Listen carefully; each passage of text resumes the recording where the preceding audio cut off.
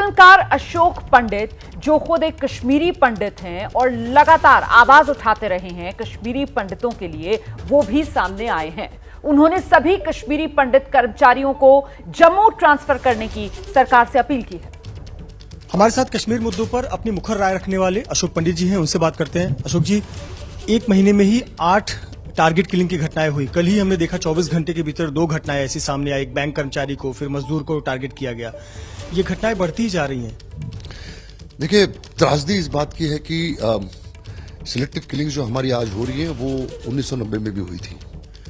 तो हमें ये जो सिलेक्टिव किलिंग्स हैं हमारे लिए कोई नई बात नहीं है। और ये स्ट्रैटेजी, जैसा कि सरकार के कुछ नुमाइंदे जम्मू कश्मीर के जो बीजेपी के प्रवक्ता हैं वो ये कहते हैं कि इन्हें कोई नई स्ट्रैटेजी बनाई है, वो सिलेक्टिव किलिंग्स कर रहे हैं। पहले ऐसे नहीं होता था, पहले सड़कों पे मारते थे।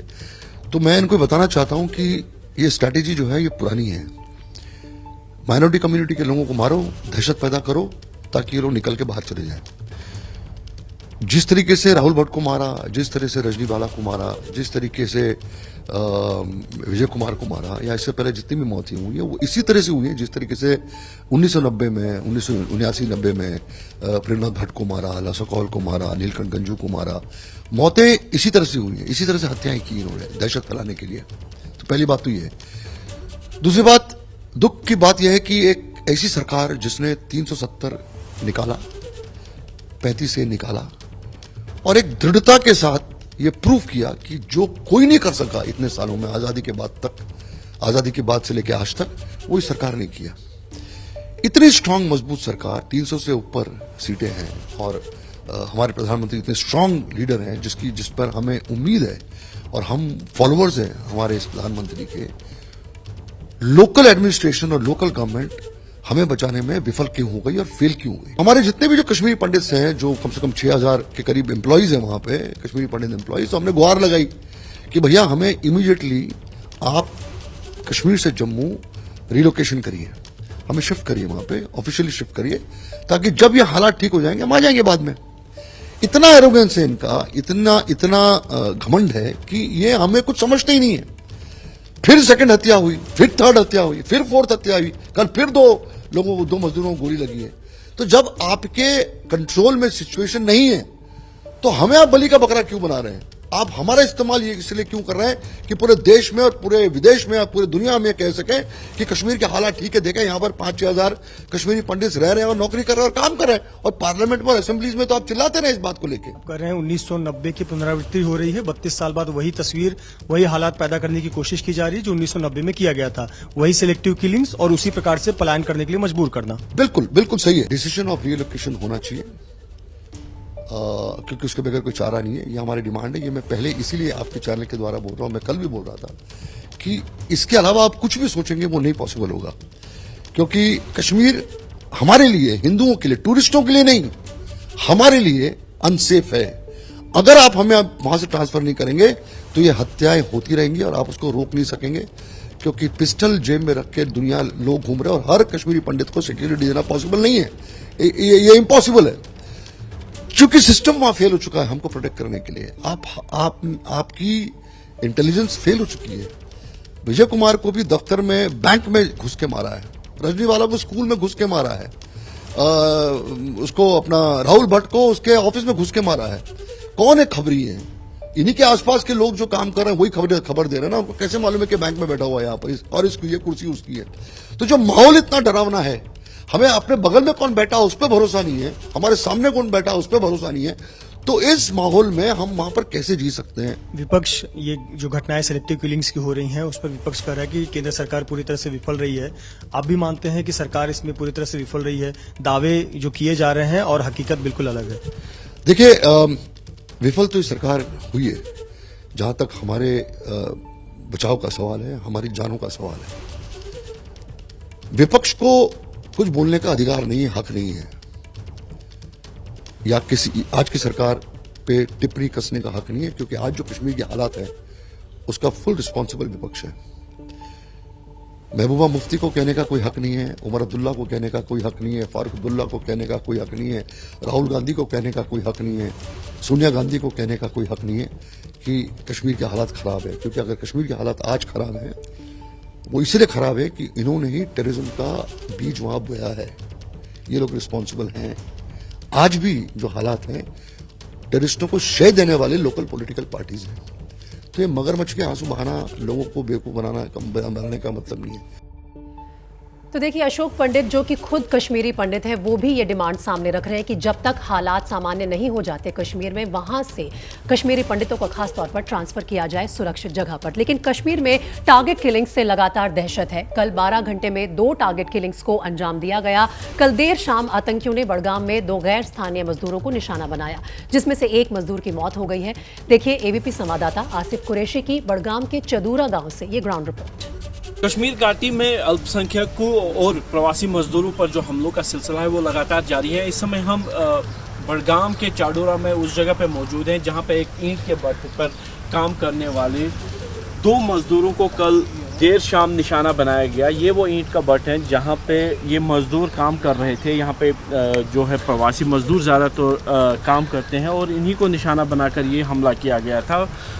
दोनों मजदूरों में से एक मजदूर बिहार का था जबकि दूसरा पंजाब का रहने वाला था। दोनों को ही यहाँ से पहले चाडोरा अस्पताल और फिर श्रीनगर के अस्पताल ले जाया गया। पहले तो ये खबर आई थी कि दोनों की हालत स्थिर है, एक के हाथ में गोली लगी है, दूसरे के कंधे में गोली लगी है। लेकिन जब तक उनको बड़गाम के अस्पताल से श्रीनगर के SMHS हॉस्पिटल ले जाया जाता, तब तक एक मजदूर जिसका नाम जो बिहार का रहने वाला था उसकी मृत्यु हो गई, जबकि पंजाब के रहने वाले मजदूर का उपचार अभी भी चल रहा है।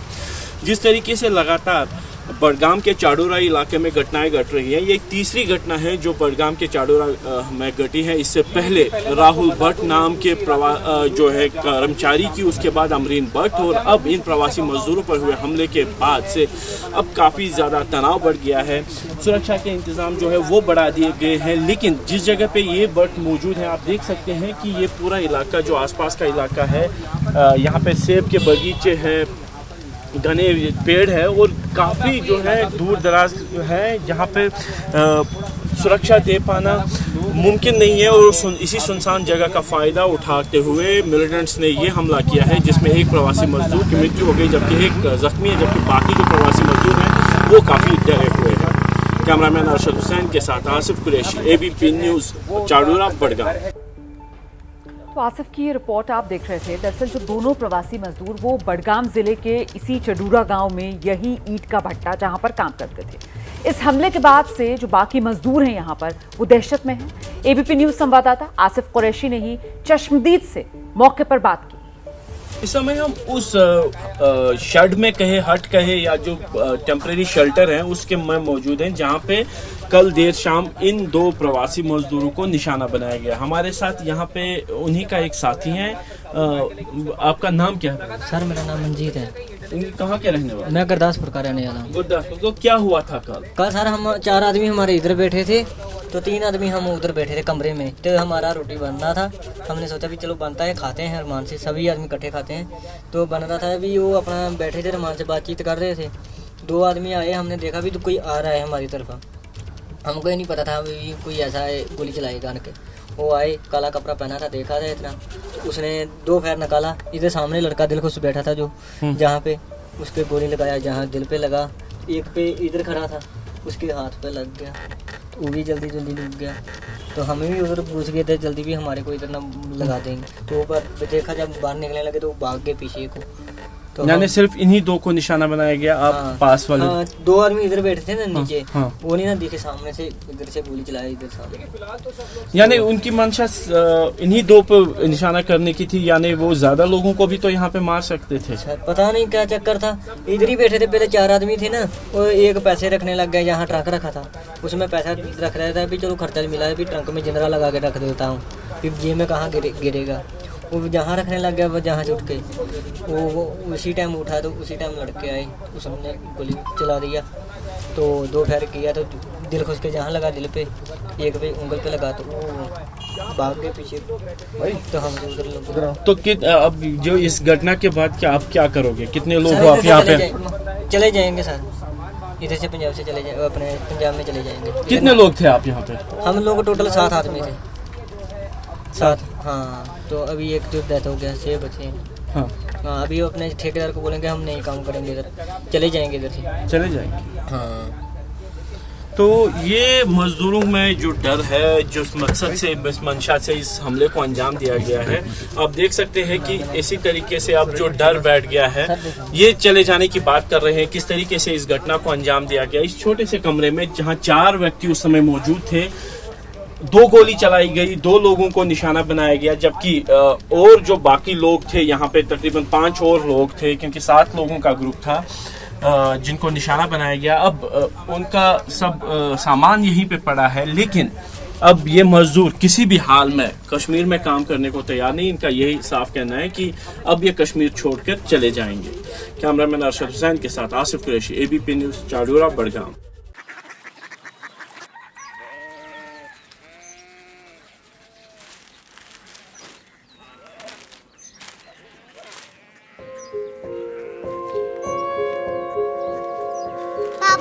बाबा कोरिया सिटी जानी ना।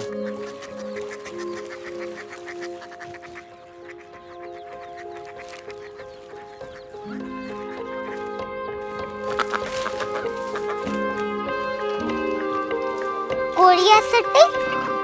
हाँ।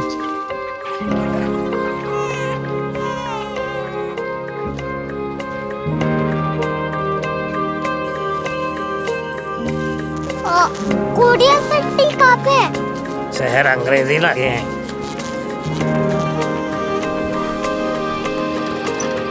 Korea city.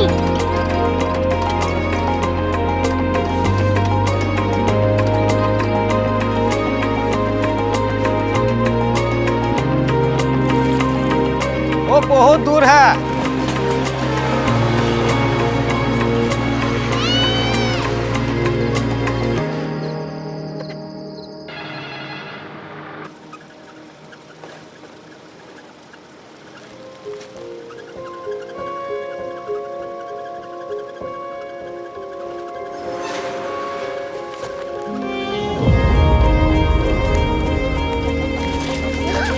Korea city.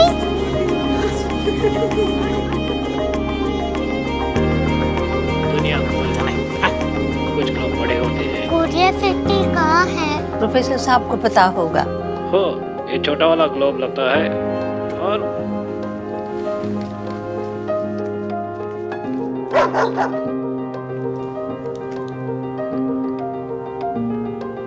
पता नहीं, मेरी बेटी से जाके मिल लो, शायद उसे मालूम हो।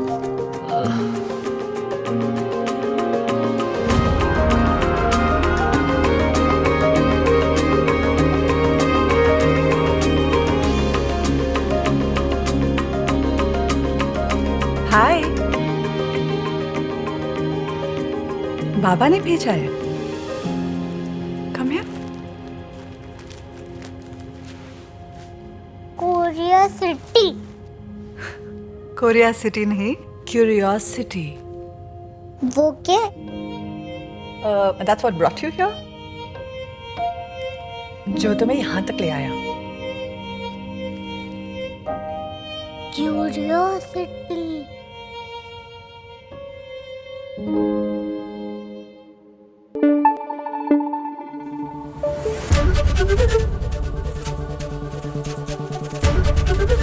एबीपी न्यूज आपको रखे आगे।